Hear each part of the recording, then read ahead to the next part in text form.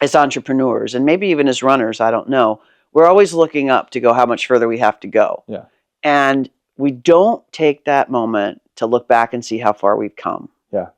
So like what you mentioned about what would be cool to talk about in mindset is what do we do to make sure that we do that? Like we're all gearing up to talk about 2025.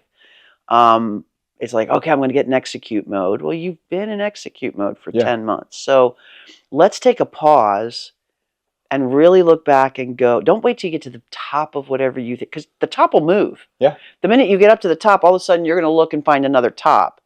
So if you never stop and say, hey, where was I like 10 months ago now? And wow, that's some accomplishment. You never get that sense of accomplishment. Real quick, before we jump fully into that, what's your KPI rating on this? 4. 4? Yeah, it's definitely a 4. It's a high 4 for me. I'm at a 3, but I'm liking it. I would hunt it down. Okay, it's a good one. Yeah. All right, cool. I just wanted to settle. Good. I'm glad we. Hey, welcome back to the Cash Flow Podcast with me, Pam Pryor. Glad to have you here, where we talk about everything money related in your business. So, without further ado, let's hop right in.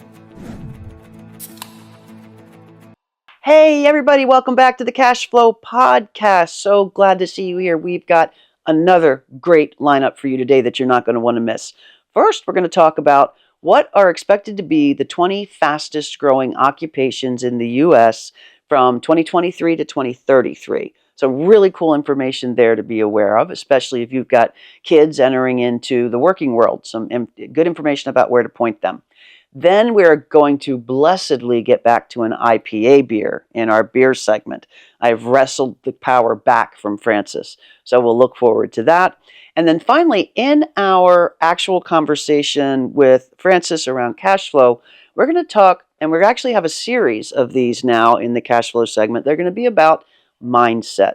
Because I'll tell you, the one thing I've learned in working with now hundreds of entrepreneurs is that almost more important than the technical financial stuff is the mindset of the entrepreneur in the success or failure of their businesses. So we're going to dive into that and really hit it transparently, both the challenges Francis has faced and the challenges I've faced in mindset, and hopefully some of that will help you.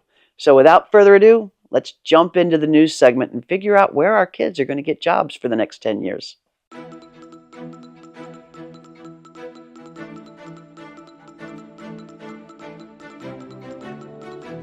So welcome back. So there are two ways to look at this question of what are the jobs in the next 10 years going to really be? Where are the biggest number of openings going to be? One is by percent growth in that particular job title or occupation, and the other is the actual number of jobs. I'm going to focus on the actual number of jobs because that's kind of what matters the most. Those are the ones we're going to want to be able to get. But I did find the first and highest percentage one to be interesting because I don't know anybody who does this work. Actually, the first two. I don't know anybody who does this work. I didn't even know the occupation existed. But by percentage growth, the biggest is wind turbine service technician. There you go. Makes sense, but I didn't know they existed. And the second is a solar photovoltaic installer. So there you go. The two top percentage gainers in occupation or job opportunities over the next 10 years. So what are they in numbers? Like, this is most important. Where are the jobs going to be? And when you look at this list, most of them, as you can imagine, because the baby boomers are aging out, now the next generation is starting to age out into the 60s, and most of the new jobs expected are in home health and personal care. So, biggest one you've probably guessed is a home health and personal care aide. There are going to be expected 820,000 of these jobs in the next 10 years, growth in the next 10 years. Problem is, the median annual pay for this job is $33,530. The second one is, Francis guessed it earlier, software developer. And of course with AI and with Web3 and with et cetera, yeah. And this one is going to be about 303,000. Again, less than half of the home health care. 303,000, but a salary expected median annual pay now. And the pay numbers I give you are what they're paid now, not what they'd be paid in 2033. Now the median annual income for that is 132,000. Okay, so 33,000 for your home health care aide, 132,000 for a software developer. After software developer comes a cook in a restaurant, fast food and counter worker, general and operations managers, registered nurse, another home and healthcare, stock and order filler. So there'd be the inventory people at the Home Depot, Target, etc. Medical and health services manager. All right, so this is sort of the person who's coordinating the healthcare for people. Financial manager, yay! We rank there at 1, 2, 3, 4, 5, 6, 7, 8, 9. So that's cool. Nurse practitioner, more healthcare. Then we have general laborers with freight, stock, material movers, etc. I'm not sure how that's really different than a stock and order filler, but that it comes down here a little bit further. Medical assistant, back to healthcare. Construction laborer, so we're going to be building. Management analyst, so some of the consulting stuff falls towards the bottom, which is wonderful. Computer and information systems manager, so again, back to software, etc. Heavy haul, tractor trailer truck drivers will be growing 102,000 jobs. And that is an interesting industry. I was in logistics and trucking, so you know that's close to my heart. And it's one of the toughest jobs out there in the world, and nothing that you get at any store has gotten there without the aid of a truck, most notably probably a heavy haul truck, so or at least a big container or box truck. So, you know, these are really underrated and underpaid jobs, in my opinion, and I'm very passionate about this. But there are going to be some openings because this the people are aging out of it. We need to make that a better place for people to jump in. Light truck drivers come right after that. Accountants and auditors after that. Substance abuse, behavioral disorder, mental health counselors become after that. And then electricians. Now, the interesting thing here is the lowest salary on this today is fast food and counter workers at $29,000. The highest salary on this, the highest salary is computer and information systems managers at $170,000, and next is financial manager at $156,000. So there's some real disparity, as we know, in income levels. My favorites, the heavy and tractor trailer truck drivers, come in at about $54,000. So this is a really interesting article, and I suggest that, and I know that we're going to drop into the comments or into the show notes a link to this really cool website called usafacts.org. Facts, not facts, facts, facts.org. And I just thought this was really interesting. And as we're kind of pointing our kids in the right direction, not only where a lot of jobs, but what's the right balance between where there will be a lot of jobs and where the pay is enough to support themselves and their families. So with that, we're going to move on to test an IPA. Join us in the beer segment.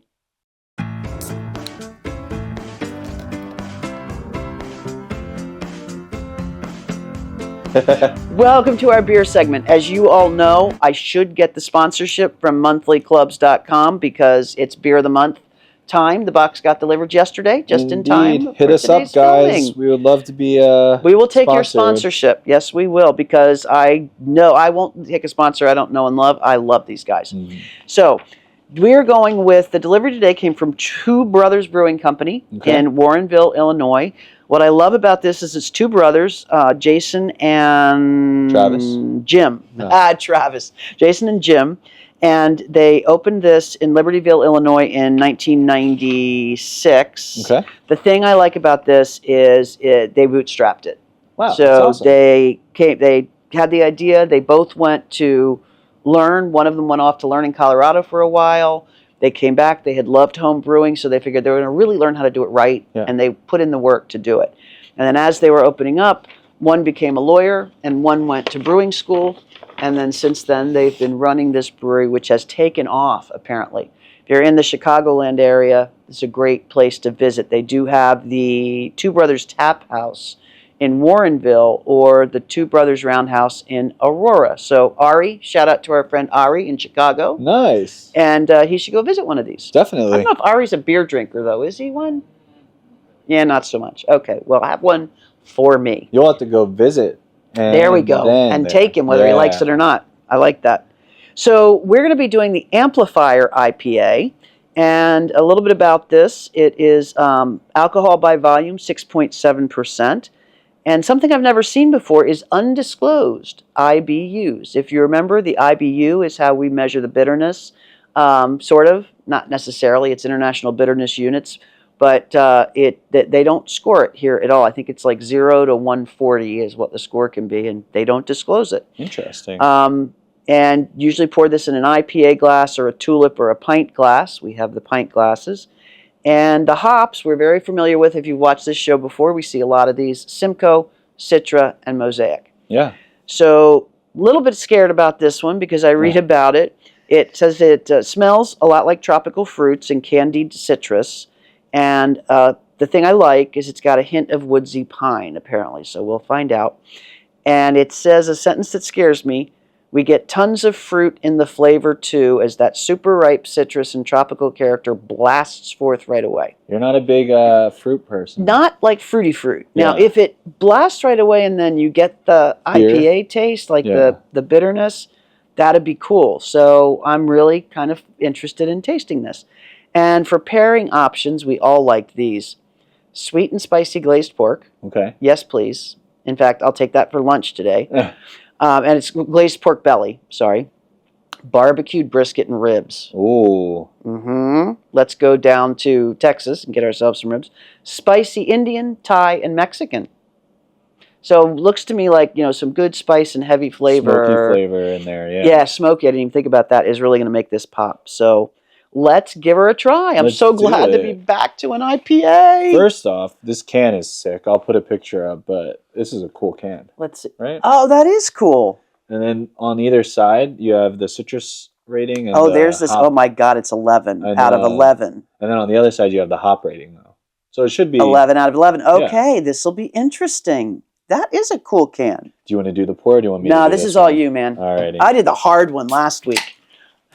It is a golden, orangey golden color, which they promised. Thank you. Oh, that's plenty. I won't tell you what time we filmed these. This one's a little bit closer to a justifiable time for drinking. That is pretty. That's a very clear IPA. Nice 1-inch head there. Not really any haze. No haze at all. Like, interestingly. It smells really fruity. Does it? Yeah. Yes, it does. Actually, it does not smell. It smells fruity, but I do get the pine. Yeah, that's not offensive to me. That's not an offensive fruity. I do smell the pine. I get the pine. I get a little bit of grapefruity, which is the one that doesn't bother me. It reminds me of the scent that we tried on the mimosa beer. It does. Oh, crap. It's really similar. Which tastes like a mimosa and not a beer. Yeah. But maybe this guy's got some hops behind it. All right, cheers. Let's see what we got.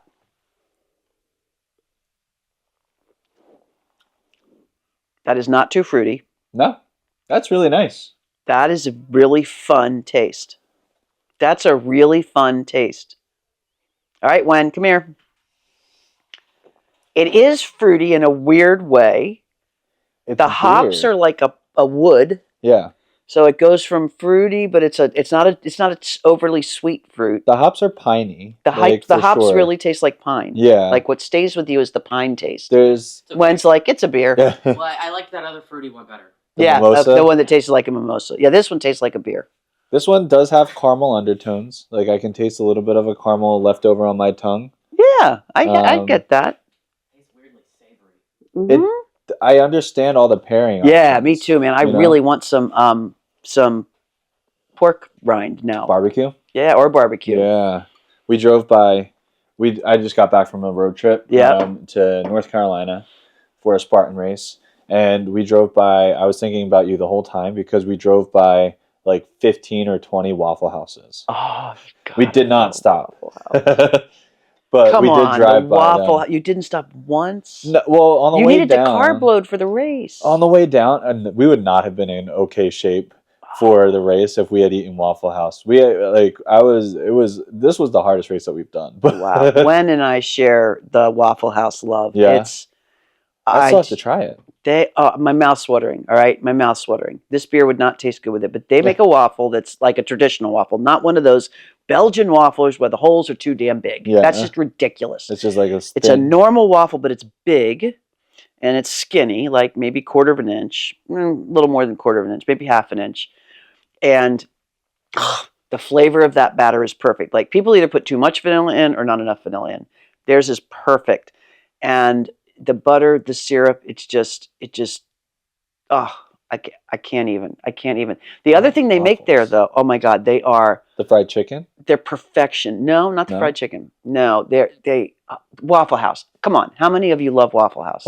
Raise your hand if you love Waffle House. I still haven't experienced it. And they make the best skinny, greasy pork chop you're ever going to taste. Interesting. Literally, these pork chops. There's no way I should like them. Yeah. But I like them as much as a nice fat pork loin that's been cooked or grilled brilliantly with nothing on it but salt, pepper, and rosemary. Wow, that says a lot. Which is my favorite. Yeah. I like these just as much. Literally, it's salt and pepper. They're about that thin, so they're thinner than the waffle. And they put them on the greasy thing, basically fry them and put them on the plate. They are... Have you ever had those one? The pork chops? Last time I looked and I was at a Waffle House, I didn't see a pork chop on the menu, but maybe it's something that you have to ask for. Maybe it's been taken off. It used to be on the menu. I usually get, I think, what the All-Star, or maybe whatever the one that has the All-Star steak. breakfast, yeah. The steak is delicious. Same kind of thing, right? Yeah. Gracie's thin steak on a slab. If the pork chop, we're going to have to drive to Wilmington. Not Wilmington, it's south of Wilmington, but we've got to go down there. This is an emergency. We'll do a road trip to Waffle House. They have to have the pork chop still. That was I would alternate back and forth. Yeah. Anyway, wow. Did we go off topic? That's your fault. You said Waffle House. But yeah, you could have gotten some good barbecue while you were down there. Yeah, the food was actually pretty good. We ate almost exclusively burgers and barbecue. Nice. When we were down there. Good deal. And you hurt yourself. It was a rough race. Tell me how did you hurt your knee? So we were running through, this course was pretty flat. So a Spartan race has hills a lot of the time. A lot of times you're going up a mountain. And you're carrying stuff. Yeah, this one wasn't necessarily a mountain. This was like kind of a flat farm course, right? Okay. But there was a lot of mud because it had rained Thursday and Friday. Okay. And I guess like my foot went into one and I've had issues with my meniscus before with a bunch of different things in my knee. And meniscus is painful. Popped. Like I've heard and like it was a audible That's exactly pop. what happened to my leg when I fell off the chair and had to have the meniscus surgery before Lindsay was born. It was an audible pop. That was one of the most painful things I felt in my life. Yeah, and then for the rest of the race, it was just popping back and forth, in and out, in and out. I can't. When they had to pop it back in, I went straight into a sling. Like they put me on a stretcher and put a thing on it, and they only had to pop it once. Yeah.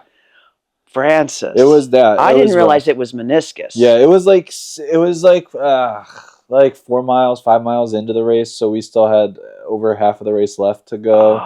And it was just pop, pop, pop back in and out, in and out. Luckily, you had a buddy there. Yeah. Your running husband. Yeah. And he had helped an you injury through. too. He rolled his leg out like really bad. We were both hobbling by the end of it. We went to the gym this morning and did a workout, and we were originally going to hit really a little bit hard. No, we weren't even thinking about legs, but we were going to hit a little bit harder.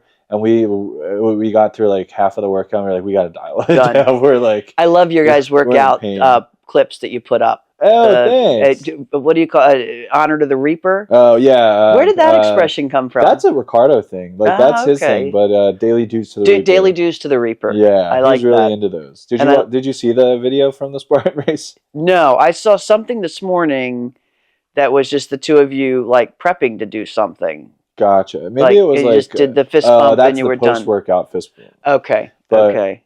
I'll show you the video later, and it's just literally the end of it is literally just me laying on a bed like this, like with massage guns on my leg, and just like basically dead. So was that your third? Do you now have the whole Spartan ring? Yeah, we have the full trifecta. Congratulations! Thank you. It was awesome. You're gonna have to show for YouTube a picture of that. Yeah, I'll get a picture. I'm getting. We're gonna get like these mounts for them because it's really cool. Love it. Like, you told me about this. But it was a good feeling. We're excited to do the next one next year. Okay, so now what happens? So you've got the 3. What happens next? So we're going to do 3 more next year. So you'll get another medal. Another big one. And then the other goal is to do a ultra next year. Okay. Which is like 30K.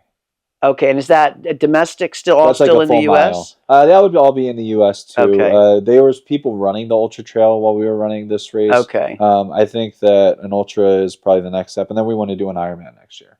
Okay, is Ironman like the next step up from Spartan? Ironman is like a triathlon, so it's bike, run, and swim, and you're Okay. doing like a full marathon run, and then you do a bike. I don't know how long the bike is, and then you do a mile swim. Okay. And I don't know if that's the order either. Are you a swimmer? I can swim. Yeah. Okay. I've been in water a lot. A lot of upper body strength for that one. Yeah, Although you need it for the Spartan too, from what I'm hearing. Yeah, it's a lot of hanging and a lot of like carrying stuff. It's not fun. Which begs the question. Yeah. If it's not fun, yeah, why do we do it? It's not fun, but it is fun. It's not fun thinking about it coming up. Like, you know what I mean? Yes. It's like that sense of excitement, but also mixed with dread. And then the post-race feeling is, I mean, we're still only a week out of our most recent race, so we're still in bad shape. Got it. It's been a few mornings of, I don't know if I can get up. I need to roll like myself out of the bed and then like stretch for like 20 minutes. Because you hurt yourself. Yeah. It wouldn't normally be that, right? Or would you still be hurting? Okay. Because the past two races, like we've done two, we've felt pretty bad, but it wasn't as bad as it is now. Okay. Like this one, we're like really taking it easy. Normally we hop right back into the gym and we're you can't. Yeah. And you got to make sure you don't stay injured. Yeah. Yeah. Especially if we're doing an Ironman next year. Yeah. Holy. Well, that is awesome. I'm living vicariously through you because it's not anything I don't think I would ever do. But boy, is it an analogy for being an entrepreneur. Yeah. It's also crazy because you basically look ahead and go, holy shit, I have to do that. Yeah. But then when you get to the top of that mountain, it's crazy. And here's the thing, and this moves nicely into our topic, which is mindset, right? And I didn't even mean for this to happen, but when we look at the mountain as entrepreneurs, and maybe even as runners, I don't know, we're always looking up to go how much further we have to go. Yeah. And we don't take that moment to look back and see how far we've come. Yeah. So like what you mentioned about what would be cool to talk about in mindset is what do we do to make sure that we do that? Like we're all gearing up to talk about 2025. It's like, okay, I'm going to get in execute mode. Well, you've been in execute mode for 10 months. So let's take a pause and really look back and go, don't wait till you get to the top of whatever you think, because the top will move. Yeah. The minute you get up to the top, all of a sudden you're going to look and find another top. So if you never stop and say, hey, where was I like 10 months ago now? And wow, that's some accomplishment. You never get that sense of accomplishment. Real quick, before we jump fully into that, what's your KPI rating on this? 4. 4? Yeah, it's definitely a 4. It's a high 4 for me. I'm at a 3, but I'm liking it. I would hunt it down. Okay, it's a good one. Yeah. All right, cool. I just wanted to settle. Good. I'm glad we did that. 4 for me, 3 for you. Yeah. Okay. But like it is so important to get to the top, you know. But you honestly forget how important it was to look back and see where you've come from, because success doesn't feel like success unless you've grinded for it, really. Yeah. To me. Yeah. In my like twisted mind. And grind doesn't mean it's been a miserable, horrible experience. No. Grind means, and that's actually an interesting point, because there is a mindset block that says if I haven't been miserable and hated a job or whatever, I'm not going to ever get anywhere. Yeah. So define for me what you mean when you say grind. For me, when I say grind, I just mean the daily process. Like the grind is process to me. Those the little atomic habits. Yeah, right? Exactly. The grind is the process. Is doing the thing. Yeah. Day in and day out. Whatever the thing is that's going to get you to your success. Yeah. And I think that's important, because one of the things I think that's one of our biggest mindset issues, and I was going to talk about how to sort of project forward your 2025. I was talking to my coach, Sarah Torpy, about this. Yeah. And, in thinking about our 2025 vision, the idea isn't to say necessarily how you're going to get there, right? The idea is to say, where do I want to be as me, in my business, in my family, with my friends, in my health, in my whatever things. What does that look like and feel like? Yeah. And one of the things I would recommend, because you asked me about this, what do we do to start projecting that, is literally sit still for a minute and think about, how do you want to feel when you get to the end of 2025 about each of those things? So, and feel it. Like, say, for example, I'm going to say, for me, the end of 2025, I want to have the health, financial, and spiritual freedom. And we came up with this yesterday. I really like it, to say yes to things I want to say yes to. I love that. Without guilt, hesitation, worry, regret, anxiety. Yeah. So what I did was say, okay, what's an example of one of those things? And one of those things I said was, I want to be able to, if I see an event I want to attend it. I can go and, yep, I'll work out what is the ROI, what's the reason, blah, blah, because there's always a reason. Yeah. But if I want to go, I'm just going to go. Yeah. I'm not going to have to, am I healthy enough? Does my knee work? And so I sit for a minute in what that feels like. Yeah. And really just pause. Sit with it and feel it. I am a big believer in manifestation. I am not ashamed to admit it. Yeah. We all have our different sources of spirituality. Some do, some don't, and that's totally fine too. Mine fundamentally is Christian based, but in truth, it's all about the same thing, just a different lens on the same thing, in my opinion. We all have that in common. And I toss it out there ahead of me, and I live it, feel it, breathe it, meditate about it. And I will tell you that, and I've actually started doing this once. So I tell you this little trick, and I suggest you do it. Yeah. Write a letter or a note for the end of 2025 that says, hey, really cool that I did these things this year and I feel this way right now. And write that out for what you want to have done and how you want to feel.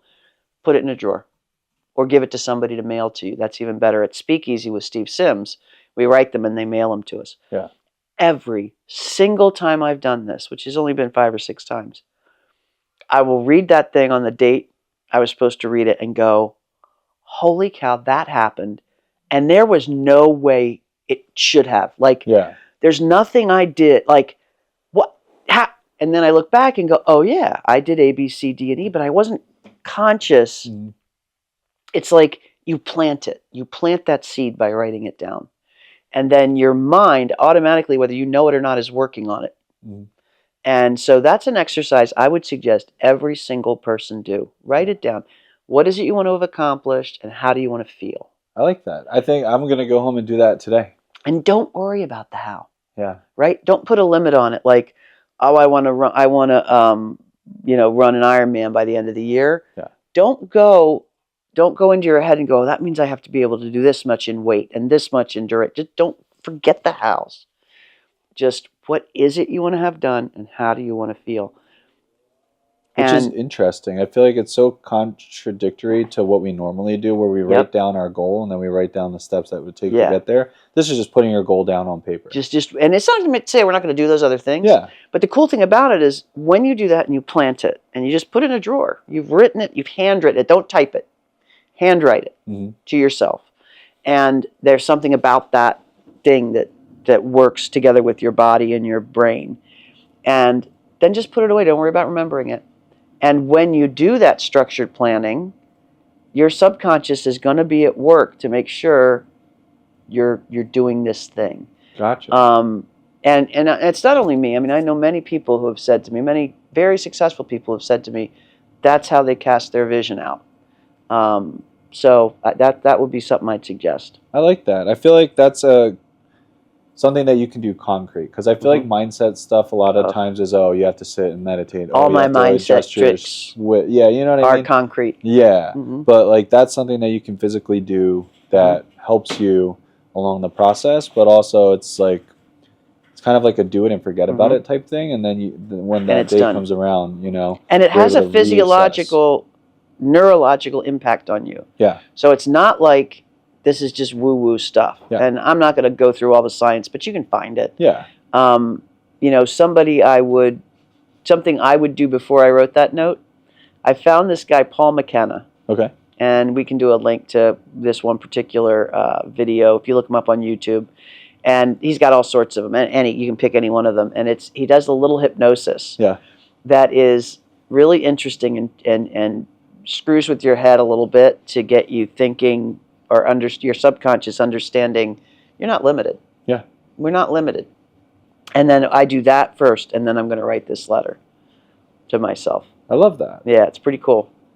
I feel like that'll be a good next year when we sit down around this time. We'll have to kind of pull we can read them out and read them on. Yeah, that would be fun. And then we can really get an idea of that would be fun. What's happened, what we've accomplished. I love that. Et cetera. Great idea. We will definitely. Well, hello, Diego. He's just plopping down. I'll be 4. I'll be 4, getting ready to turn 5. But this next set of recordings, we're going to talk about mindset. And you said something really important. It's something concrete to do. Yeah. Every single one of the things we're going to talk about is concrete. It's a concrete exercise for people. See, I love that. And I have never shared these exercises or things to do that I've gathered. I didn't make them up. Yeah. I mean, they're from brilliant people. I've merged a couple into something new, but like none of these ideas are mine. They go back as far as, Napoleon Hill. Heck, they go back as far as Tao. Oh, wow. I mean, it's not me. Yeah. But I'm able to. I've gathered some really cool things that you can just do, and I know I use them when I'm stuck, and I've coached a lot of my entrepreneurs to use them when they're stuck, and the changes that happen are just unbelievable. So I can't wait to share these with you over the next. It may end up being a lot of weeks because there are a lot of really cool things that I want to share with you. What I've learned, like I'm open to that. What I've learned over the past year is mindset. For me, is one of those things that I need as much of like tips, information, all that stuff. No. Entrepreneurship to me, certainly for me, has been where I've learned the most about myself. Yeah. In my 62 years, the last 7 or 8 I've done more personal development than ever before that. Yeah, I would say this year I've learned the most about myself probably, and it's probably 100%, or not even probably, it's 100% attributed to the businesses that we've been working on and the races and the Spartan trainings and stuff like that I've been doing, because both of those kind of go hand in hand. Yep. And you learn so much about what you're capable of, what you think you're capable of, what you can do beyond that. It's crazy. That's another really interesting analogy. So during the race, do you ever get to a point where you're like, I can't take the next step? No. Cool. I haven't gotten there yet. Even with all that pain. My mindset with when I go into the races, I'm going to be the only person that gets myself out of this. You know what I mean? I'm never in. So it's not even an option. It's not even on the radar that you're not going to make it. No, in those scenarios, like I would have to be like unconscious for somebody to get me off of the mountain. You know what I mean? Wow, that is something else. Do you feel that same thing in business? Yeah. Yeah. See, that's just a drive. That's the thing, like that feeling. Because to me, then you went into that race like there was not an option you weren't going to finish. Yeah. It wasn't even on the table. Yeah. But do we really go into our own dreams, all of our dreams that way, all of the things we want to accomplish? I think it's a really important thing to do. So when you write those things down, it's just it's just going to happen. It's not an option. It's not going to happen. These are just inevitables. It takes all that indecision off the table. Yeah. I love that. I love that too. Wow. I'm excited. I think this is going to be a really cool exercise. I'm excited. We just have to mark our calendars and remember. We do. Next year. We'll remember. This is the time. We will remember. And let's make sure we write those letters before next taping. Yeah. And we'll, confirm online here that we've done it. Why don't you all do the same thing? Let's just have a big old party a year from now and share these letters. Yeah. Is everything going to come true? I don't know. I have no idea. Yeah. But I've seen it work. And even if for what I put down, half the things do, it's like it's almost setting like we don't know what we're going to do tomorrow. Yeah. But it's setting a stake in the sand way out there that's going to define, that's the direction. Yeah. And you're not just actively trying to force yourself there. Now you've got your subconscious just going, oh yeah, that's where we're going. That's just happening. Yeah. And if that's where we're going, well, we can't do this. We got to do this. And people pop into your path and stuff just comes out of the woodwork. Like when I look back, it's so much fun. Yeah. Because you're literally like, oh my God, if I had not been in the grocery line with that person, this would never have happened. Isn't that crazy when you think about the small moments? It's insane. Yeah. And the reason those small moments happen is because you've cast it out there. I fully believe that. Yeah. Awesome. So we've got our mindset exercise for the next week. And next week we'll be back with another mindset exercise that will blow your mind on the difference it can make in how you might be limiting your financial income as an entrepreneur, as a career person, at home, however it might be. Awesome. So y'all have a great week, and thanks for joining us on Cash Flow. Cheers. See ya. Thanks so much for watching the Cash Flow Podcast with us. We want to bring more and more of this to you, so please like, share, subscribe, comment, so that we can keep bringing more of this content to you.